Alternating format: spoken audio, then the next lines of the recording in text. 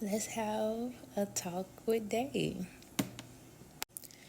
I'm currently going through still that season. I would classify it as the wilderness season. I would say that I've been going through it for about since August, so roughly 6 months or so. During this time, I have experienced a lot physically, emotionally, mentally, financially, and spiritually. I just recently came back home after graduating back in May of 23, and at that time, I was in a relationship. I was in a relationship for 3 years. It made in June of 23. And I had previously got engaged in February of last year. This week on the 17th would have made a year of me being engaged. To make a long story short, we were both looking for love that, in a sense, we were incapable of giving to each other since, well, I speak for myself, I didn't really know what love, healthy love, looked like or what it felt like. I just know I wanted to be loved. I'm the type I love hard to the point where there's nothing left of me, and that's where I was. I lost myself completely. I was very numb to a lot. I'm a person that has a big heart, that cares for a lot of people and just care for everything, but I could not care about anything. I felt nothing. So when I say numb, I was just that, numb. I endured a lot to the point where I couldn't do it anymore. And when they say you love somebody, let them go. And I guess the reason why I stayed is because I was just so fearful of not experiencing love again or just getting to know what love is. But that's where I began to take my relationship with Christ more seriously. I've always, known about God, but you can know God and you can know of God. And I was so basically broken down, busted, and disgusted to the point where I had to get to know him, because I've been doing life on my own for I don't know how long, and it wasn't getting me anywhere.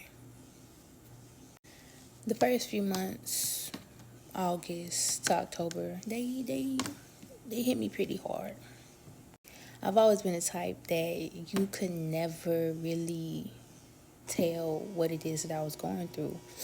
And it began to scare myself because I was, in a sense, like, I didn't even know what I was going through at that time. So it's just like, it didn't feel like anything. Basically, what it says, don't look like what you've been through. So that's what I was doing, literally. I was so mentally gone to the point where I was just constantly crying. I know the first few weeks, because I had been trying to stop smoking. And the first 2 weeks of me being home, I smoked almost every day. And it's just like, I wasn't trying to face what it is that was meant for me to be facing as to why I even came home. We're not going to even get into the point of me coming home because I didn't even want to come home. But like back in May, I got a message from one of the ladies down here at my church. Was like, there's some work for you to do at home. And, I read it, I tried my best in a sense take heed to the information. But I was like, I'm not coming home. I'm going elsewhere. I then graduated college, this, that, and the third. Lo and behold, I'm at home. And yeah, so I'm trying my best to get through it as best as I know how. Reach out to people that I felt as if, in a sense, a spiritual, godly nature that can help me. Not just reaching out to anybody, because my family barely even knew. My friends, I wasn't really talking to them. So it's just me dealing with my stuff and trying my best to get through it. So, mind you, I don't know if I mentioned, but I was in a relationship for 3 years. And so it's like now I'm single, we still in contact, but I told him I didn't, want to have any contact, because it's just like, I just couldn't do it, because it was to the point where I couldn't even hear my own thoughts.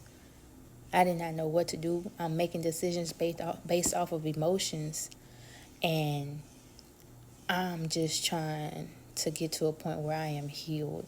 Like, not even healed, just can even process stuff, to even acknowledge how it is that I feel about, certain things that had transpired from both parties. But it's just like, I never had that chance to actually sit back and think and process. So me coming home allowed me to process those things, and I'm still processing those things. But back a few months ago, that's when it really just took a toll.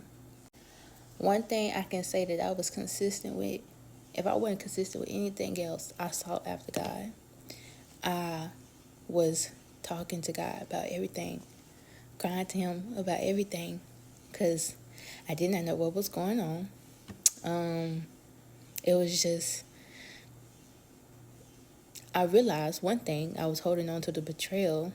So, I had to learn how to forgive that, and forgive myself for the things that I have done, because, I take responsibilities for my own actions. Nobody put a gun to my head to make me do anything.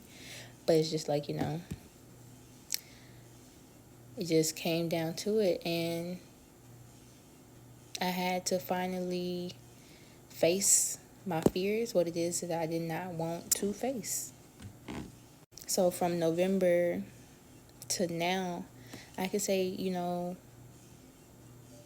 it's a little better. Like, August to October, hell on high water. I'm going to tell you that. But we get into January. Well, we get really into December, going into January, because I do hair, I braid. And so